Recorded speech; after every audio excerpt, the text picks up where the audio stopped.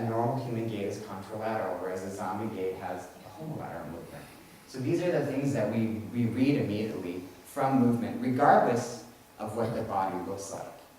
So we're abstracting movement already from the body every day in order to read these social identification cues. In fact, we're so good at it that we get weirded out when we can tell something's wrong.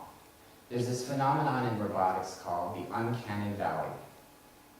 So if you look at the dash line is really just an augmentation of human likeness, but the movement augments your feelings towards that, and your sort of identification of that. So I also work a little bit in puppetry, and puppetry is very pleasant and amusing, and it sort of falls towards that larger hump.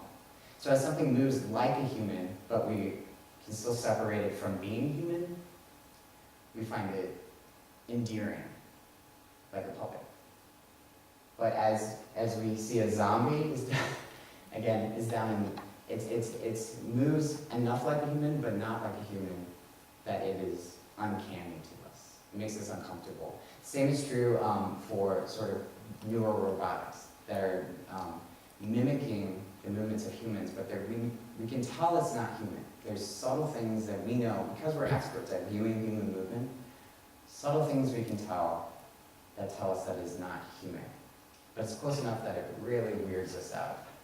It's just this fascinating phenomenon. So why are we such experts at viewing human movement? Well, we've done it since we've been born. A lot of the viewing of human movement is thought to be a part of our learning process, both of learning movements ourselves, as well as learning the social structure that we exist in. And it's something that we've done for birth. And this is what I'd like to call the cutest experiment in science ever. They took neonatal macaque monkeys, and a researcher held them, gained eye contact with these neonatal macaques, stuck out his tongue, waited, and then the macaque stuck out his tongue. So it's one of the classic examples of mirror neurons in which imitation in the brain is expressed then through the motor system, and that we have a physical example of this imitation of movement being expressed. So in a way, we're constantly viewing movement and doing it ourselves and trying to understand whether we identify with it or how to identify that movement as people. So when we're viewing dance, it's very similar. We're looking at the movement, of course, but there's a lot of other cues, right? There's a lot of other contextual cues. In the same way in the social sphere. There's appearance, there's sound, there's sort of past knowledge of this person, all sorts of contextual cues. Where is it happening? Where is that? But the question I'd like to ask is, can we view dance separate from its context? Can we start to abstract it? Is there a way to abstract it from the body that is doing it, from all those other contextual cues, that we can look at just the movement that's happening? I think we do it all the time, but we're always influenced by these other contextual cues. So as an engineer, because I do this in the lab for clinical purposes, I'm interested in doing it for dance purposes, yes. But I think there's something we can learn about the relational nature of dance. So sort of the next project that I'd like to embark on is these sort of flexible wearable devices that are able to measure kinematics in humans. This is an early one. This is a goniometer system that it was used to measure certain activity rates during the day.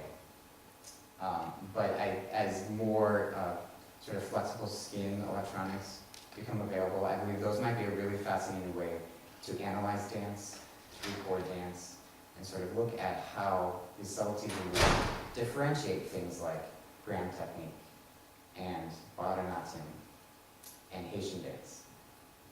Interesting things how even in the pedestrian sphere, what separates gender as a performative act? Are there motions that separate it within a certain cultural context from a viewer's perspective on a population basis? So, just the final thought is that the body moves, and we say it moves, but not unlike a puppet you can say a puppet moves, but a puppet, we know that a puppet is moved because we see the strings. If we're able to sort of abstract movement from the body in this way, will we be able to see the strings that move human bodies? That's all. Thank you, guys.